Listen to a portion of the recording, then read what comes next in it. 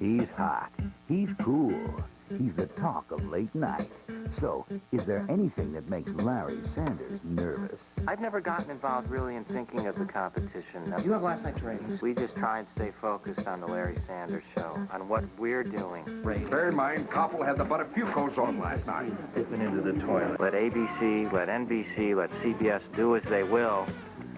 We just try and stay focused on the Larry Sanders show. Well, why didn't we get the butt of Fuco's on?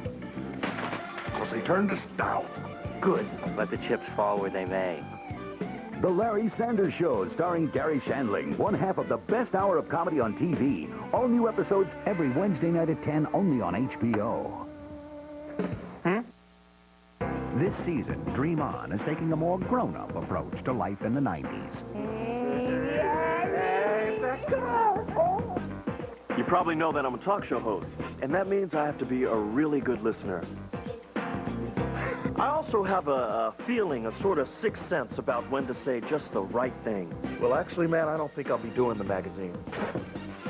I guess that's what happens when you're up on the latest issues.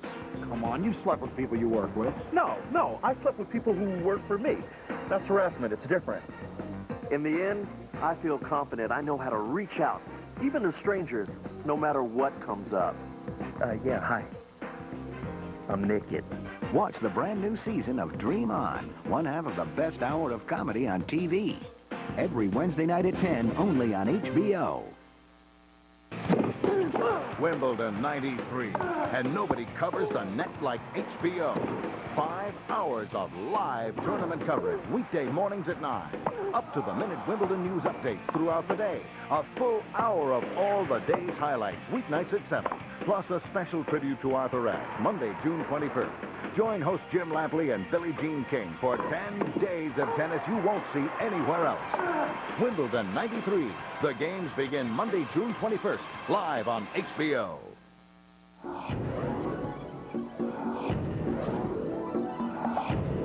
Simply the best choice on TV. HBO. Next on HBO. Chevy Chase is in for big trouble and big laughs when he drives through a shower of radioactive waste. It's an exercise in modern problems. Next on HBO. In case you didn't feel it the first time, HBO is going to give you one more shot. Was it Foreman's last stand? Was it Morrison's last chance? 2 powerhouse giants, 12 thunderous rounds. You have to see it to feel it. Foreman versus Morrison, tonight at 9:30. HBO Boxing. So close, it hurts.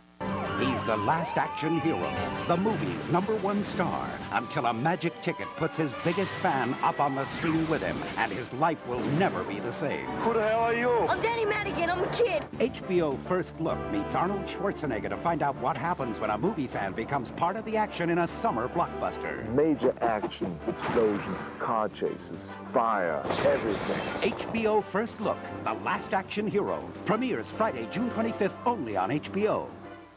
You haven't seen this movie in the theaters or on video. It's a Saturday night HBO world premiere. Scott Glenn. Please!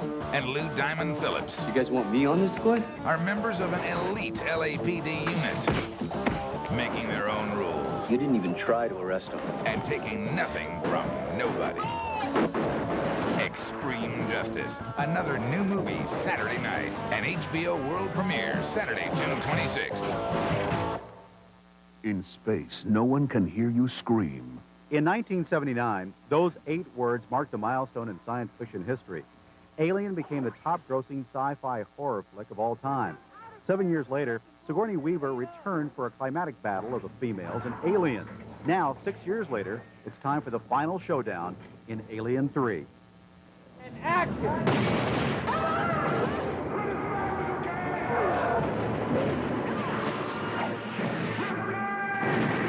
For the last time. Sigourney Weaver returns as a battle-worn alien fighter, but her off-screen pose is quite different. Weaver is not only the star of Alien 3, she is the film's co-producer as well, which meant she had a say in the story's overall look and its content. In this final installment of the Alien trilogy, Weaver's character, Lieutenant Ellen Ripley, crash lands on a world that serves as a prison colony for extremely dangerous criminals. What's interesting to me is that for a long time in the story, it's Ripley who's the alien. She's landed in this community of men who are very hostile to women and very threatening to her, and that's like a good chunk of the picture. At the same time, she's worried that she has inadvertently brought an alien with her, possibly because the Queen in the second one might have left an egg near the ship or whatever. We have to do an autopsy. We have to make sure how she died.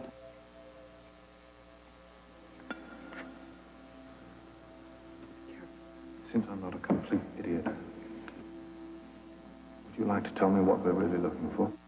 Since there are no weapons in the film's prison colony, Alien 3 is not another battle with high-tech weapons, and that's the way co-producer Weaver wanted it.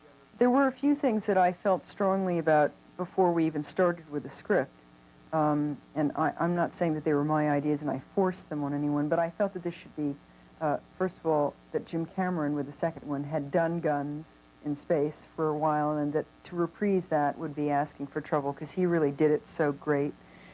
And so I thought it would be more interesting for them to fight the alien without guns, using other means. And the other thing I cared about was that Ripley, that it didn't end in such a way that you saw Ripley going to sleep and you could see ahead that she would then wake up and some other awful thing would happen, because I felt there was only so much bad luck a character could sustain, and then she should have a break. And, of course, the most noticeable and most talked about change in the latest Alien film is something that's missing. My hair. Weaver says having all the characters go bald was first-time director David Fincher's idea. After all, there's lots of lights in prison. How are you? I like your new haircut. While being bald made sense in the story, Weaver says folks on the street were bewildered whenever she took a break from filming and left the set. I loved going out with no hair. I love being bald on the street. People go, a bald person. You know, they really think that it's like a political thing, that you're, like, dangerous, you know, so it was fun. Yeah, well, you don't want to know me, lady. Alien 3 was the focus of curiosity in Hollywood long before it opened. And not just because it was a long-awaited sequel. The story went through numerous changes at the hands of several writers. And it was the feature debut for 27-year-old director David Fincher, whose prior credits included music videos and TV commercials. Charles Dutton, who plays one of the prisoners in the film, admitted having misgivings about working with the young director. I had a minor problem with David Fincher in the beginning, the first 10 days or 2 weeks of the movie, and I was there for almost 6 months. And that was simply because in his first movie, he didn't have at the time directorial lingo to deal with actors. He was used to dealing with music video people, dancers, singers, that sort.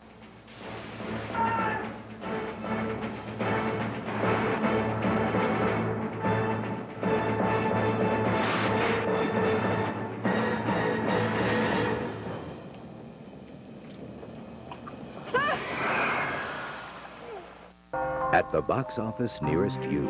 You're really beautiful. Thank you, that's, Giving up your heart. Will you marry me? Uh-huh. Can sometimes mean losing your soul.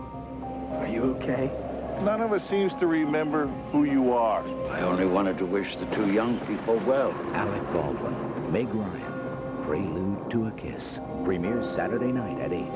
My blessings to you. Only on HBO. Here's Jack. Here's Ellen. And here's HBO's best argument against blind dates. Sex is often such a barrier to friendship. Oh, my God. Ooh. What did she say your name was? Yeah. Oh. Sorry, you don't trust me. Would you please get me my clothes? Wouldn't you rather stay home and watch a movie? Jack Nicholson, Ellen Barkin, Man Trouble. Premieres Saturday, July 3rd on HBO. Can I call you up tomorrow? HBO's got the top dog. Eddie Murphy is barking up the wrong tree. What goes around comes around, and they hit you upside your head. Boomerang. Coming in July on HBO. Tonight, it all happens here on HBO. At 8, it's Steven Seagal in the hard-hitting killer thriller, Out for Justice. Then at 9:30, if you missed it the first time, catch all the action as HBO Boxing presents George Foreman versus Tommy Morrison. And at 11, check out the House Party Homeboys Kid and Play in Class Act. Out for Justice, Foreman versus Morrison, and Class Act. It all happens here, tonight on HBO.